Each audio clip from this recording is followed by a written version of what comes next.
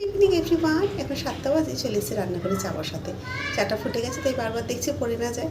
তো খেতে উঠে আধ ঘন্টার মতো রেস্ট নিয়েছিলাম, নিয়ে উঠে তারপর মেয়ে দেখলাম পড়তে বসে গেছে, আমি দিলাম সন্ধ্যা, চলে এসেছি রান্নাঘরে চা করতে।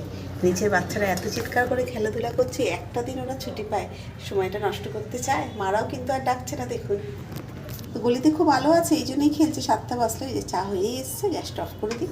এখানে নিয়ে নিয়েছি এই বিস্কুটটা, কালকের এই প্যাকেটটা খুলেছি জানেন। বিস্কুটটা এত টেস্ট কী বলবো। এবার ভাবছি দোকানে গেলেই না 2-3টে প্যাকেট একসাথে করে নিয়ে নেবো জানেন। সবসময় তো আবার বিস্কুটটা থাকেও না। চলো চাটা ছেঁকে নিই। ফোন দেখছিস? ঠিক আছে, খেয়ে নে।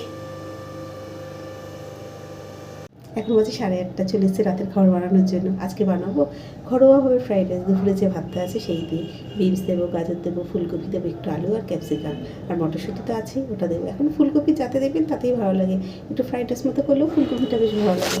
ওটা দেবো যদিও বা এটা আমার জন্যই। তো এই যে নিয়ে নিয়েছি এখানে ফুলকপি, এখানে বিনস, গাজর, ক্যাপসিকামটা বার করে নিয়ে বার করাচ্ছি। ছেলেন করে নিই। ফ্রাইড রাইস করার জন্য কড়াইতে দিয়ে দিলাম 2 চামচ তেল। কেটে ধুয়ে রাখা সবজিগুলো দিয়ে একটু নুন দিয়ে নাড়াচাড়া করে ঢেকে দিলাম। ঢাকা খুলে আবারও একটু নাড়াচাড়া করে দিয়ে দেবো মটরশুঁটিটা। ফ্রোজেন মটরশুঁটিতে তাই একটু পরে দিলাম। মটরশুঁটি দিয়ে একটু নাড়াচাড়া করে দিয়ে দেবো 2টো ডিম। ডিম আর সবজি ভালো করে ভাজা ভাজা করে নেব। যেই ভাজা হয়ে যাবে এবার দিয়ে দেবো ভাতটা। এবার এতে দেবো গোলমরিচের গুঁড়ো, নুন আর 1 চামচ চিনি আর 2 চামচ ঘি। সবজি ভাত ভালো করে ভাজা করে নেব। ব্যাস রেডি আমাদের ফ্রাইড রাইস। শুধু না একটু আলুর দমের দরকার ছিল জানেন। আমি আলুর দম দিয়ে ফ্রাইড রাইস খেতে ভীষণ পছন্দ করি। দুঃখ পাচ্ছি না, দুপুরের ডিমের ঝালটা আছে না, তাতেই হয়ে যাবে। তা চলুন, রাত্রের খাবারটা, ডিনারটা কিন্তু আমাদের জাস্ট জমে যাবে।